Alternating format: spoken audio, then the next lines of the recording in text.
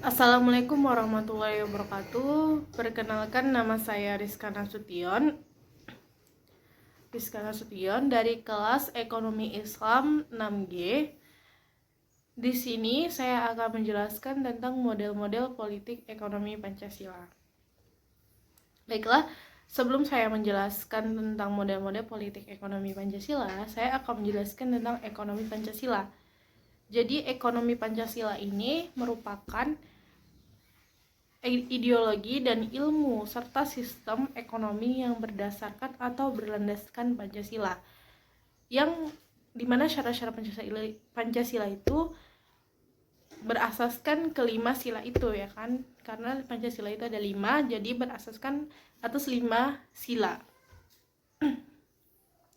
Selanjutnya, sejarah perkembangan ekonomi Pancasila. Ekonomi Pancasila itu dikenal pada tahun 1967. 1967 tepatnya itu setelah diadakannya rapat kinerja kabinet pada tahun 1967.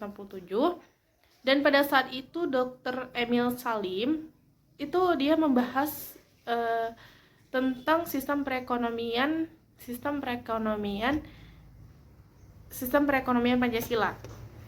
Nah, pada saat itu Dr. Emil Salim itu kedudukannya itu sebagai tim penasehat ekonomi presiden. Makanya dia membahas tentang sistem perekonomian Pancasila.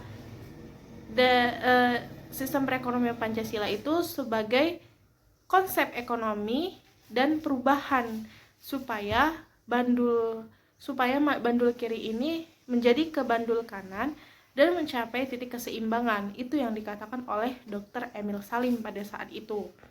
Nah, selanjutnya itu saya membahas tentang Pancasila itu sebagai landasan pembangunan nasional dalam bidang ekonomi.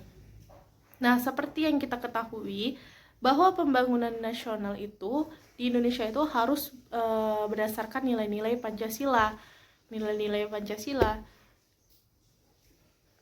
Karena Pancasila merupakan ideologi bangsa, dan Pancasila itu juga dikenal sebagai sumber hukum dari segala hukum. Nah, jadi Pancasila itu bukan hanya membahas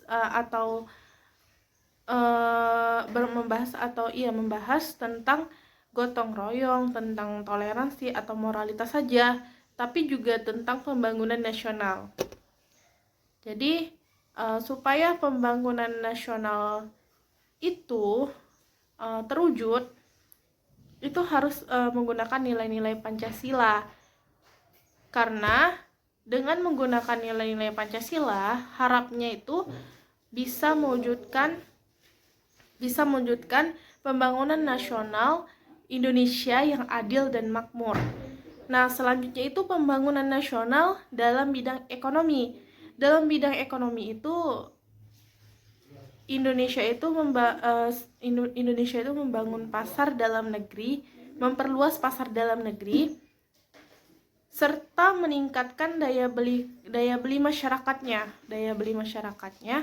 dan juga meningkatkan daya beli masyarakat, serta juga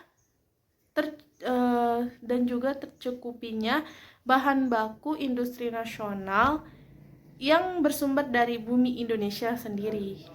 Makanya itu dari situ pembangunan nasional itu bakal jadi adil dan makmur gitu. Indonesia bakal adil dan makmur dalam Pancasila sendiri.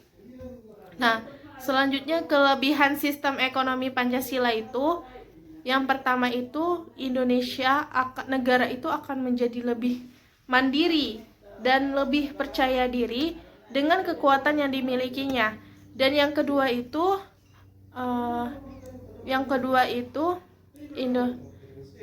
Indonesia itu investor asing itu jadi mau menanamkan modalnya ke Indonesia. Dan yang ketiga itu